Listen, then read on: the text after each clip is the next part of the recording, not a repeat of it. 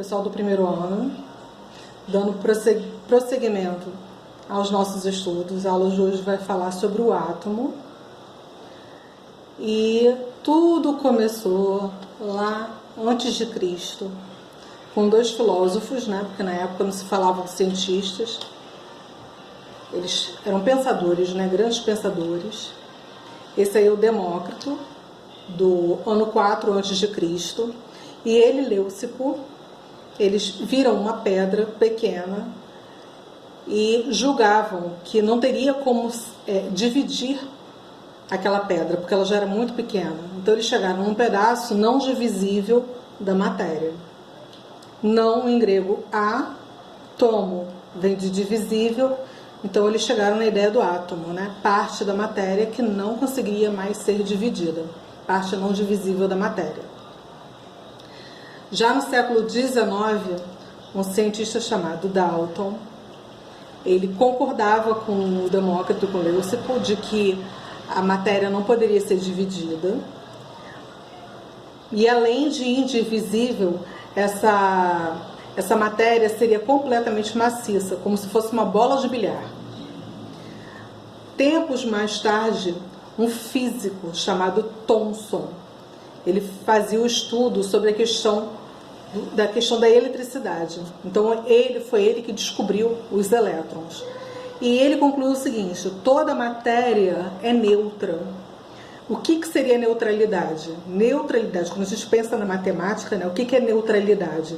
É eu ter partículas positivas e negativas em mesma quantidade. Né? Se eu tenho mais 3 com menos 3, o resultado é zero. Se eu tenho mais 2 com menos 2, o resultado é zero. Então, sempre que eu tenho em mesmas quantidades partículas que sejam de cargas opostas, a gente tem a neutralidade. Então, para o Thomson, né, o átomo seria uma massa que eu tenho, né, partículas negativas, que ele já conhecia essas partículas e ele deu a elas o nome de elétrons, incrustadas numa massa totalmente positiva. E aí, a essas partículas positivas, eu gosto muito de associar, né, positiva com próton, P de positivo e P de próton, né? Então, para ele, o que seria o átomo? Uma esfera completamente maciça, com partículas positivas e negativas em mesma quantidade, ou seja, no átomo a quantidade de prótons é igual à quantidade de elétrons. Em 1911, um cientista chamado Rutherford, ele fez um experimento com partículas alfa, que são partículas radioativas. Ele pegou uma lâmina finíssima de ouro e ele bombardeou essa lâmina com essas partículas alfa, que são partículas que possuem massa. O que ele imaginou? Né? Que se o átomo é maciço, essas partículas alfa não conseguiriam passar para o outro lado da lâmina. Qual foi a surpresa desse cientista?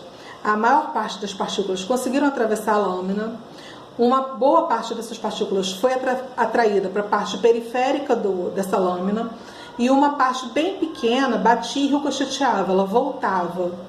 Então, aí foi onde ele pensou o seguinte: bom, se existem características diferentes com essa mesma partícula, é porque esse átomo não é uma parte única, não é uma massa única. Esse átomo ele é dividido em duas partes.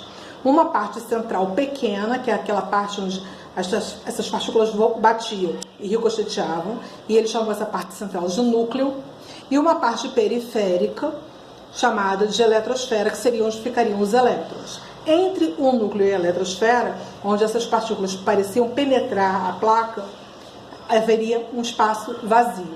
Então, o Rutherford, ele tem a proposta de um átomo dividido em duas partes: núcleo e eletrosfera, onde nessa eletrosfera, os elétrons estariam o tempo todo em movimento.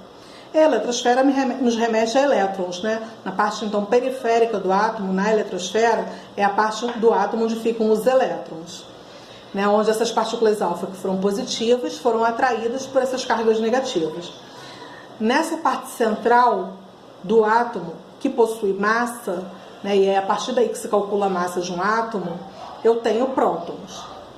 Como os prótons são partículas negativas, imagine um átomo com 20 prótons. Esses prótons iriam se repelir, né, porque partícula positiva repele partícula positiva, e esse núcleo ia estourar, ia explodir. E por que isso não acontece? Foi aí que o Rutherford também pensou na existência de outro tipo de partícula que ainda não tinha sido deduzido por nenhum cientista, que ele chamou de nêutrons, que são partículas neutras, sem carga, que estariam ali no núcleo só para amenizar essa repulsão dos prótons. E aí, então, para eu calcular a massa de um determinado átomo, eu somaria essas partículas que existem no núcleo do átomo, que são quem? Os prótons e os nêutrons. Então, para eu chegar na massa do átomo, que a gente chama essa massa pela letra A gente representa a massa pela letra A, bastaria eu somar o número de prótons com o número de nêutrons que exista nesse átomo.